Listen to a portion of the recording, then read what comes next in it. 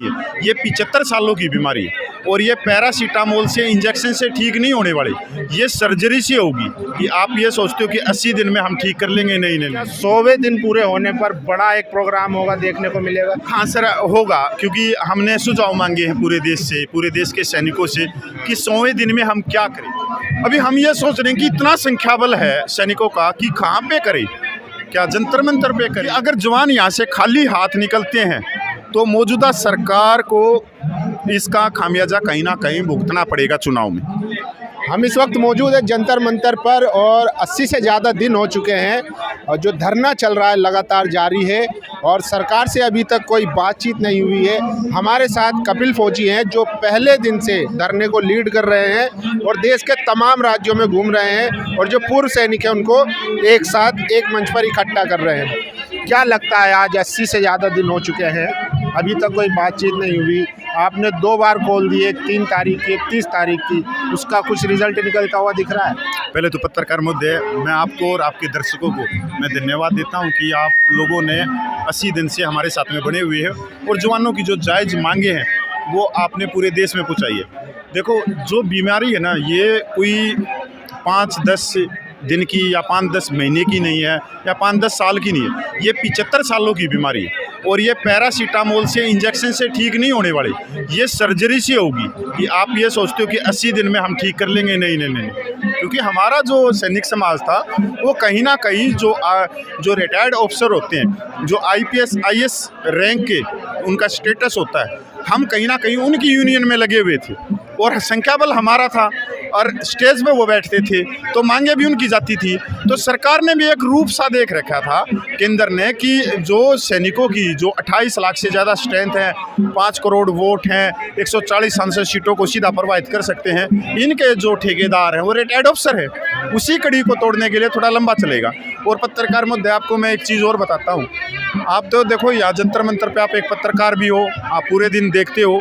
ऐसा नहीं है कि केंद्र सरकार के तलवों तक हमारी आंदोलन का जो संघर्ष है उसकी आंच नहीं गई हो। जो इतने बुजुर्ग 80 दिन से बैठे हैं तो उनकी जो आपने बताया 50 डिग्री सेल्सियस का तापमान चल रहा है और ये जो जवान बैठे हैं ये तो ग्लेशियर में भी रहते हैं, तो इनका जो गर्माश है, जो जोश है, जो इनका मनोबल है, जो भारत माता की जय ये पुकारते तो बर्फ़ को पिघला देते हैं ये। तो ऐसा नहीं है कि केंद्र सरकार तक हमारी जो आवाज़ है वो नहीं गई हो, केंद्र सरकार के तलवों तक हमारी आवाज़ गई। जाहिर सी बात है, जब देश भर में चल रहा है आंदोलन, केरला में जो राजनाथ जी की मीटिंग थी शुरुआती दिनों में, वो कैंसिल भी उनको करनी पड़ी थी। उसके बाद जनरल VK सिंह ने जो बयान दिया उनको पंजाब में विरोध भी देखना पड़ा, जो उनकी एक सभा होने वाली थी।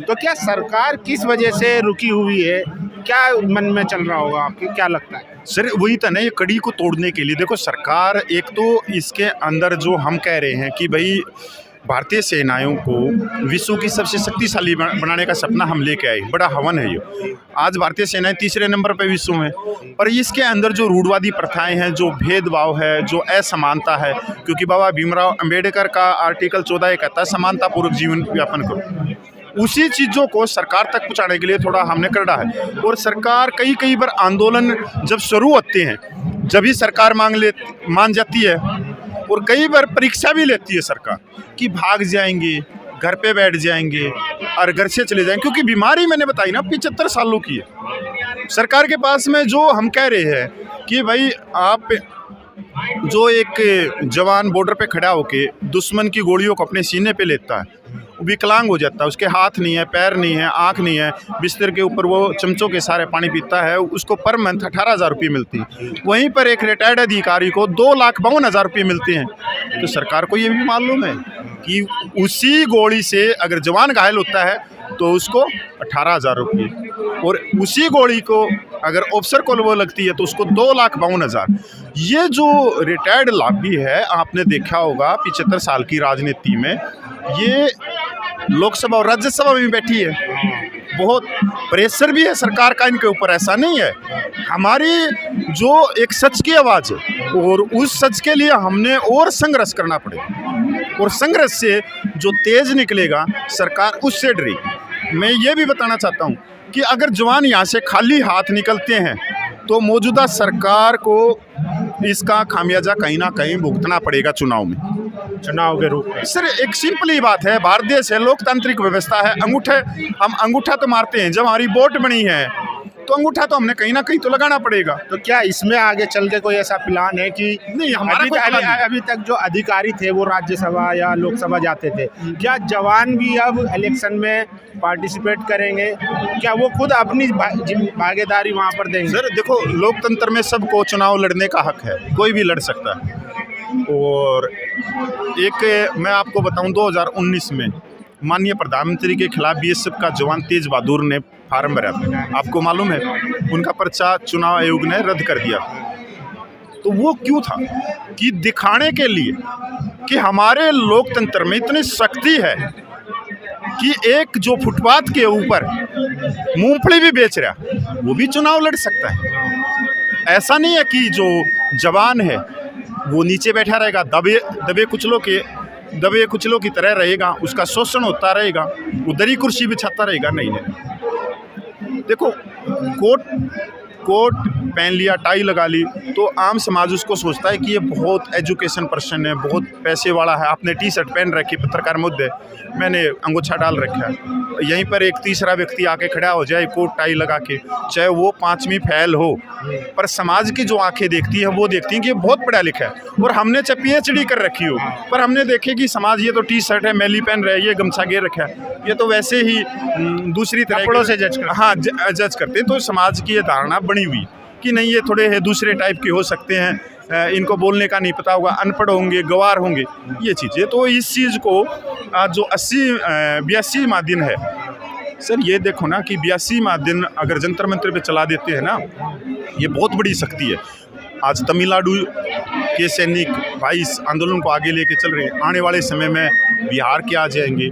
तो आंदोलन को लंबा चलाने का मकसद भी यही है कि जो संख्या बल जो गाँव में बैठी है, जिन तक हमारी आज तक 75 सालों में जो भेदभाव हुआ, पे पेंशन में हुआ, उनको आज तक यही नहीं मालूम कि उनके साथ हुआ क्या। तो उस आवाज़ को पहुँचाने के लिए लंबा आंदोलन चलेगा। बीमारी भी लंबी है। आंदोलन के पीछे कहीं और मकसद है, जैसे जागरूक सबसे बड़ी बात, सरकार को भी हिलाना। सरकार को अभी 100 दिन पूरे हो रहे हैं हमारे अगले इस 30 मई को। अभी हम ये सोच रहे हैं कि इतना संख्या बल है सैनिकों का कि कहाँ पे करें, क्या जंतर मंतर पे करें? तो जंतर मंतर पे तो सैनिक नहीं आएंगे, क्योंकि जंतर मंतर पे तो चलो हज़ारों सैनिक आ गए। तो आज जब यहाँ पर पूरे दिन में आप देखोगे, सुबह 11 बजे से 4 बजे के करीब यहाँ 300 साढ़े 300 सैनिक आते हैं। कोई 2 घंटे बैठता है, कोई 2.5 घंटे बैठते हैं। जैसे हमारे ये साहब है, ये दिखाना एक बार, ये अपनी वो कति डेली हाजिरी लगाते हैं। ये साहब डेली अपने 1.5-2 घंटे बैठते हैं, फिर अपने चले जाते हैं। देखो, ये एक त्याग है, जितना भी इनके पास में समय, उसके बाद में बच्चों को भी पालना है। तो आंदोलन में भूमिका बहुत बड़ी है। तो क्या 100वें दिन पूरे होने पर बड़ा एक प्रोग्राम होगा, देखने को मिलेगा? हाँ सर, होगा, क्योंकि हमने सुझाव मांगे हैं पूरे देश के सैनिकों से कि 100वें दिन में हम क्या करें।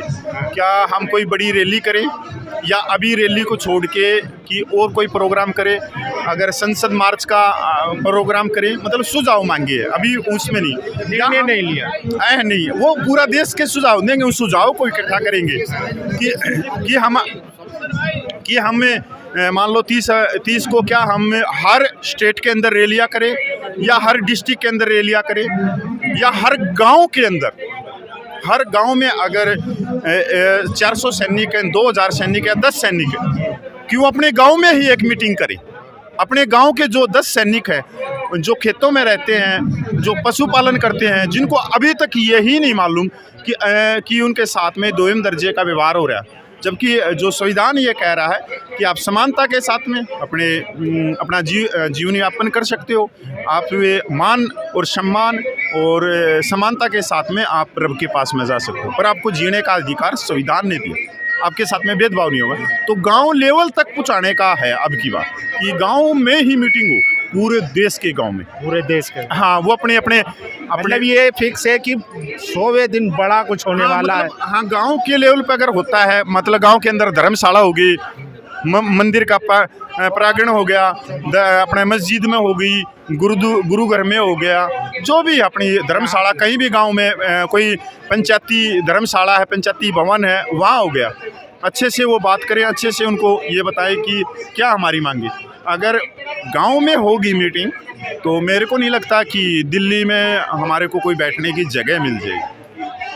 अच्छा ये बताइए, आपने अभी तेज बहादुर जी का नाम लिया, 19 में जब उन्होंने पर्चा भरा था तो उनके खिलाफ एक तरह का मीडिया द्वारा निगेटिव कैंपेन किया गया कि भाई ये सस्ती शोहरत के लिए इन्होंने सेना के खिलाफ बगावत की, दाल खाना, ये सब। ये एक सच्ची बात थी उसने जो हाँ, मैं मेरा सवाल सुन लीजिए। तो उनके खिलाफ निगेटिव कैंपेन चलाया गया मीडिया के द्वारा।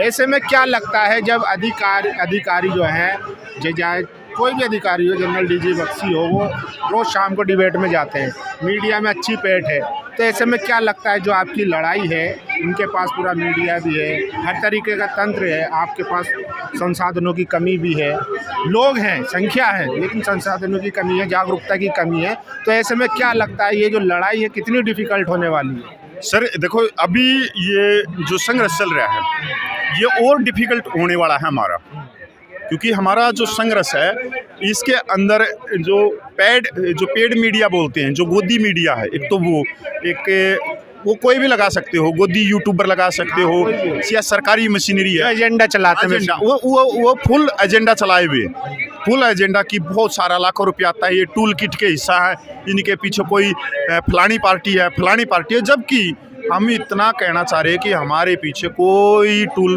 किट नहीं, हम सैनिक हैं। जब हमारे मंच पे आज 82वें दिन भी राजनीति नहीं होनी थी, भाई केंद्र की तो आलोचना करेंगे हम, पर हमने किसी भी जो सम्मानित पद पे बैठे हैं, चाहे माननीय प्रधानमंत्री है, माननीय रक्षा मंत्री है, माननीय गृह मंत्री, एक शब्द नहीं कहा उनका नाम लेके, संवैधानिक शब्दों में आलोचना करते हैं। हम केंद्र की आलोचना करते हैं। वो बाबा भीमराव अंबेडकर का आर्टिकल 19 कहता है, अगर हम यहाँ चुपचाप बैठे रहे और हाँ, उस केंद्र को तो यही नहीं मालूम पड़ेगा कि ये क्यों बैठे हैं, तो भाई आप जब घर में भी हम रोटी मांगते हैं तो घर में कहते होंगे ना, माँ रोटी दे दे मेरे को भूख लगी हुई है, तो वो आप चाहे उसको आप आलोचना मान सकते हो कि माँ को हमने रोटी की कही, उसको ही क्या है, गोदी जो ये मीडिया है उसको भी ये दूसरी तरीके से दिखा सकते हैं कि इसने माँ से रोटी मांग ली, ये टूल किट है। कई बार ऐसा होता है कि अगर आप सरकार से सवाल कर रहे हैं, अपने हक की बात कर रहे हैं, तो आपको एजेंडाधारी बता दिया एजेंडाधारी वही चीज़ें होगी ना सर। अगर बच्चा देखो, ये ना जो ये नेगेटिव है, जो गोदी मीडिया है, बच्चा बार बार रो रहा है, माँ से दूध मांग रहा है, ये उसको भी गलत दिखा देंगे कि बच्चे के पीछे कोई ना कोई राजनीतिक पार्टी है और कोई बहुत बड़ी साजिश है कि बच्चा बार बार रो के माँ से दूध क्यों मांग रहा है, इसके पीछे साजिश है। हाँ, विदेशी भी हो सकती है, ये टूल किट के हो सकते हैं, इसके पीछे फलानी राजनीतिक पार्टी है, और इस बच्चे को करोड़ों रुपया दिया, जबकि बच्चा तो छोटा सा है, उस बच्चे को तो बात करना ही नहीं पता।